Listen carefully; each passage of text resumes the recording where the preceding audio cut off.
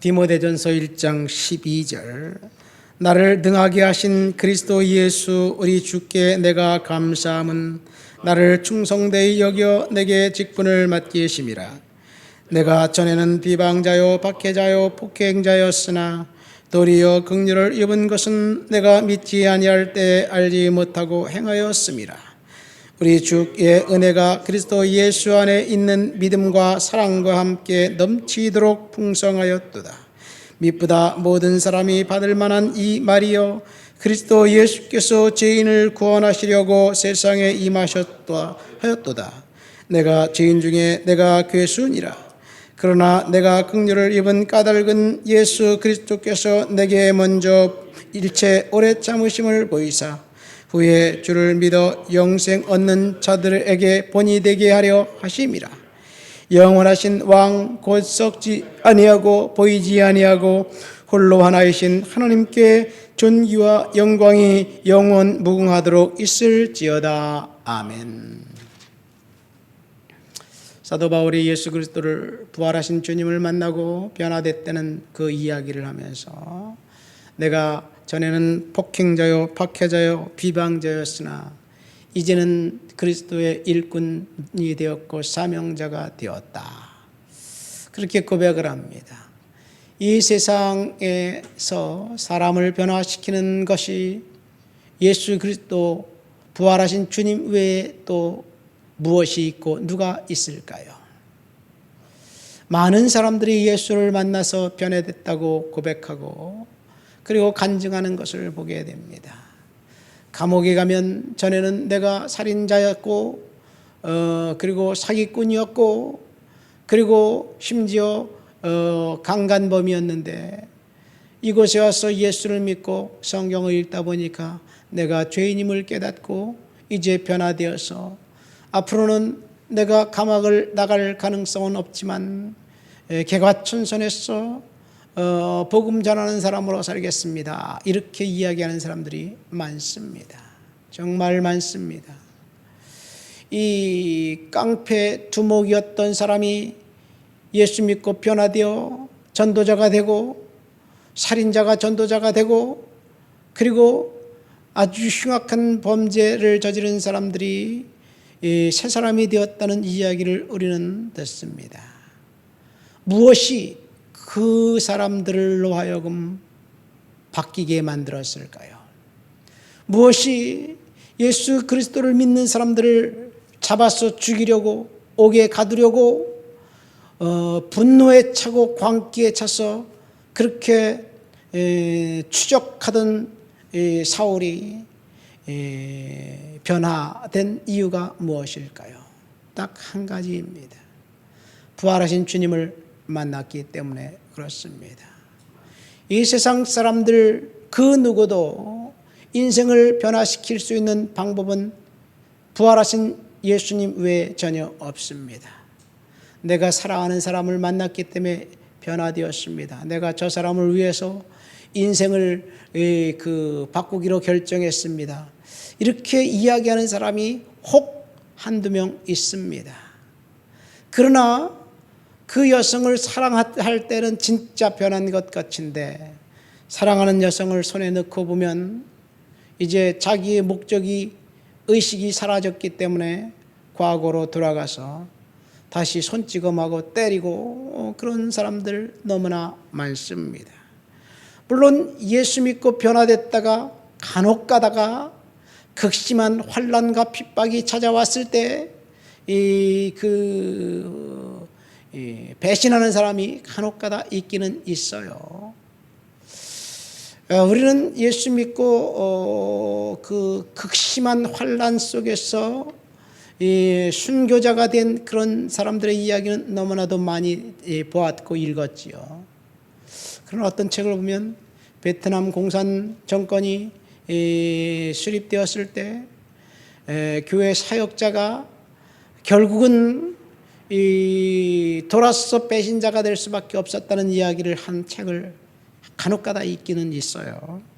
근데 그 요지를 보면요, 그 사람이 이 핍박 배신자가 된 이유는 공산주의 정권이 그 눈앞에서 자식을 죽이겠다, 아내를 죽이겠다 막 협박하고 위협하고, 그리고 또 아내를 따로 만나고 자식을 따로 만나서 네 남편이, 네 아버지가 예수 때문에 너를 버렸어, 너는 버린 사람이야 막 이러면서 이 분노를 조장하고, 그 다음에 서로 아주 상황을 조장했기 때문에 그런 상황을 보고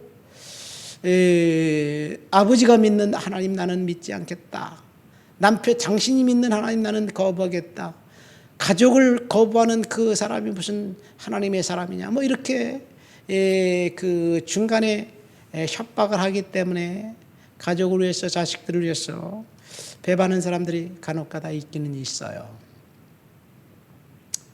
참 그런 책들을 읽어보면 참 곤란합니다.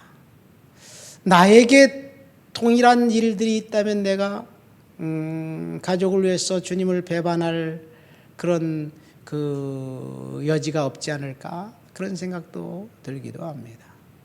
실제로 일본 막부 시대에 침묵 엔도 수샤코라는 사람이 쓴 침묵이라는 책에 보면 그 일본 정부에서 이 천주교 믿는 사람들을 조직적으로 구금하고, 그다음에 폭력을 행사하고 핍박하고, 그래서 그 침묵에 보면 결국은 배교를 해요. 근데 배교를 한 이유가 이렇게 보면 그리스도를 위해서 또 배교했다고 그런 이야기를 하기도 해요. 무엇이 진짜인지 모르겠습니다. 사람의 마음을 어떻게 알겠어요? 중요한 것은, 사람을 변화시키는 것은 예수님밖에 없다는 거예요. 돈이 사람을 변화시킵니까? 돈이 좋아서 돈을 따랐다가면 사람을 변화시키긴 변화시키죠. 참 사람, 성인으로 변화시키는 것이 아니라 이 거짓 사람, 사악한 괴물로 변화시킵니다. 돈 때문에 가족도 버리고 친구도 버리고 다 버리고 오직 돈 하면서 괴물로 변화버리는 것, 그것이 돈의 위력이에요. 권력은 어떤가요? 권력을 잡기 위해서 수단과 방법을 가리지 않고, 그리고 행동하고 말하는 것을 볼 때 참 돈이 저 사람을 저렇게 변화시켰구나, 이런 생각이 들기도 합니다. 그러니까 변화라는 것이 어떤 변화냐에 따라서 다르겠지만, 이 세상에 진정한 하나님의 사람으로, 하나님의 성품을 닮은 사람으로 변화시키는 것은 예수 그리스도밖에 없습니다. 교회밖에 없습니다. 그래서 교회가 희망이고 교회가 이 세상의 소망입니다. 교회가 희망인 이유는 예수 그리스도 부활하신 주님을 만나면 사람들이 변화되기 때문에 그렇습니다. 변화의 이면에는 회개가 있습니다. 이 세상에서 회개하라고 선포하고 외치는 곳은 오직 한 군데, 교회밖에 없습니다. 교회만 사람들에게 회개하라, 죄에서 돌이키라고 선포하기 때문에 교회가 희망입니다. 그런데 오늘날은 교회에서조차도 회개하라는 선포가 제대로 들려지지 않기 때문에 교회가 희망의 역할, 세상의 등불의 역할을 하는지 의문이 들기도 합니다. 본문 보십시오. 바울이 이렇게 고백합니다. 내가 전에는 비방자요 박해자요 폭행자였으나 도리어 긍휼을 입은 것은 내가 믿지 아니할 때 알지 못하고 행하였음이라. 우리 주의 은혜가 그리스도 예수 안에 있는 믿음과 사랑과 함께 넘치도록 풍성하게 하였다. 하나님께서 넘치도록 풍성한 은혜를, 긍휼을 베풀어 주셨고, 십자가에서 오늘 보니까 예수님께서 이제 1절 오래 참으심으로 먼저 이제 보이셨다, 그런 이야기. 먼저 예수 그리스도께서 십자가에서 모범을 보여주셨기 때문에 그 모범 때문에 사도 바울은 변화되어서 이제는 이 그리스도의 일꾼이 되어서 자기 목숨을 내어놓고 죽음의 위협을 무릅쓰고 온갖 역경과 고난이 있다 할지라도 복음을 전하는데 전심전력하겠다, 그런 이야기를 하면서 믿음의 아들 디모데, 사역자 디모데에게 권면하는 거지요. 저와 여러분들이 그리스도의 은혜 안에 있으면 우리는 분명하게 하나님이 우리의 인성과 우리의 인격을 바꿔주실 줄 믿습니다. 여전히 세상 물질과 돈과 사치품이 여전히 우리를 괴롭히게 한다면 여러분, 우리는 주님 앞에 내려놔야 될 줄 믿습니다. 언젠가 유학 시절에 차를 타고 가는데 어떤 목사님이 그러더라고요. 나는 아직도 여전히 저런 것들이 좋아. 그러면서 카나다의 아름다운 집들, 전원 같은 그런 집들, 그런 것들을 보면서 그런 것들을 아직까지 포기하지 못했다고 고백하는 사람이 있어요. 그 사람뿐이겠습니까? 사람의 심성 속에는 누구나 다 편리하고 사치를 좋아하고 그 다음에 안락하게 살고 싶은 그런 욕구가 있지요. 그러나 복음이 우리들을 지배하면 그런 욕구보다는 예수님께서 주신 사명, 그 사명을 향해 달려가게 될 줄 믿습니다.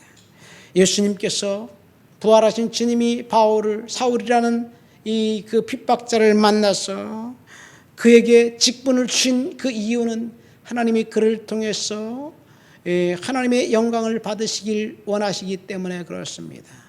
하나님이 저와 여러분들에게 하나님의 자녀로 삼으셨고, 그리고 직분자로 삼으셔서 장로로 혹은 집사로 혹은 권사로 혹은 목사로 하나님이 저와 여러분들을 세우신 이유는 하나님이 저와 여러분들을 쓰시길 원하시는 것, 그런 은혜가 있기 때문에 그렇습니다. 저와 여러분들이 하나님 앞에서 정말 주님 앞에 쓰임받는 그런 하나님의 사람들이 되시기를 예수님의 이름으로 축원드립니다.